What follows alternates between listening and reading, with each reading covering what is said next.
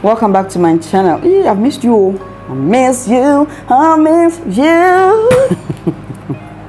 So, I've watched the video and I want to discuss. One, I'm never discussing. I don't know say.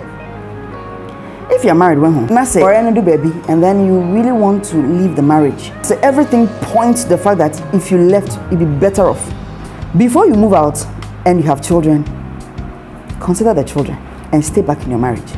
Yes, can come from my head. Me, I don't know the color of abuse because I will not condone abuse in any form, way, or spirit. I will fight back. So I've not been in that kind of relationship. I just share or swear to the point say you lose yourself. They are physically abusing, emotionally abusing you. You know, you've lost yourself in the marriage, and the marriage has gotten to a point where you are tired. When I say you are tired of the marriage, only you know the extent of tiredness. You can't take it anymore, and you are deciding to leave. You are at the point of leaving. If you have children, my brother, my sister, stay in the marriage. This is why I say so.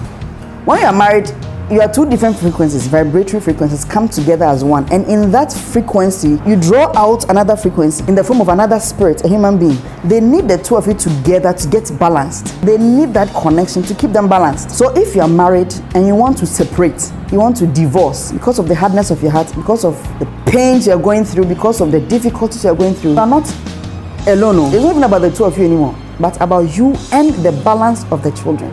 The children need you together to give them a support system. They need it. Stay together. It keeps them sane and balanced.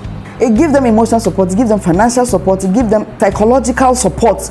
It makes them whole functioning human beings. It is your vibration and your wife's vibration come together to form them, and you owe it to them to give it to them. For whatever reason in your relationship, if things aren't going on well for you, it must not affect that vibration.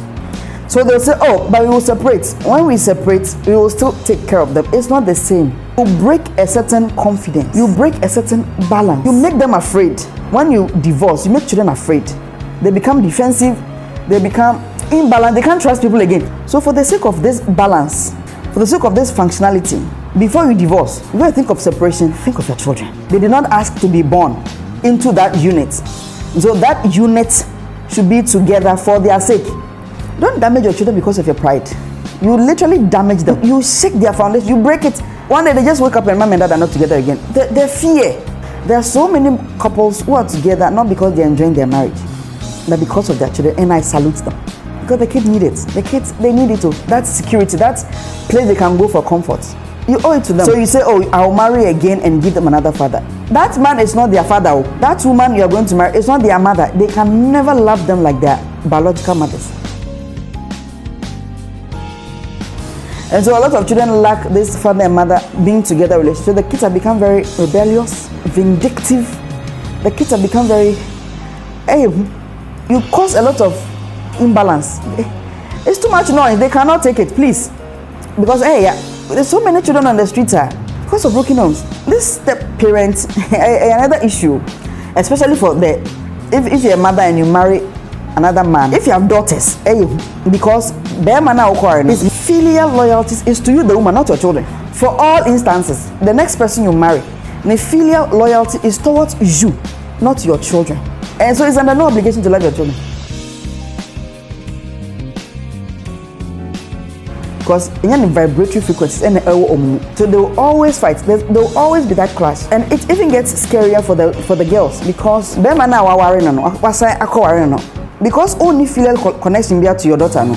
Or when your daughter is any other woman on the street, as I make if you like take it or leave it, is the truth. And so the potential of that man to abuse your daughter sexually is very high. It's not connected to her by any blood relation, nothing. It's like any other girl on the street. From 5 years to 18 years, girls in step-parent relationships are abused sexually. Now, because even when they say their mothers will not believe them, and even if the mothers believe them, they are not ready to let that relationship go. So they'll tell the child to shut up. And if they are stepchildren, the stepchildren abuse each other. It's some whales, bruh, sister.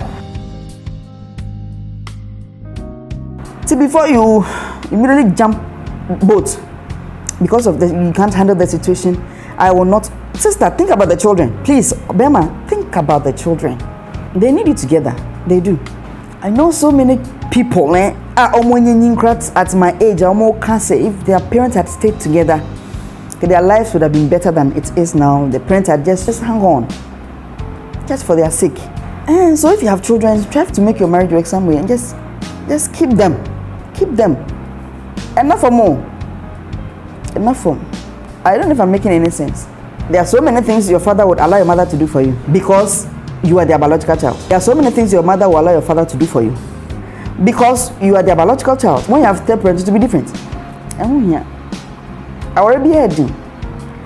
And if it is not that bad to the point of life and death where the differences are irreconcilable, work it out for the sake of your children and keep that unity intact for your children's sanity.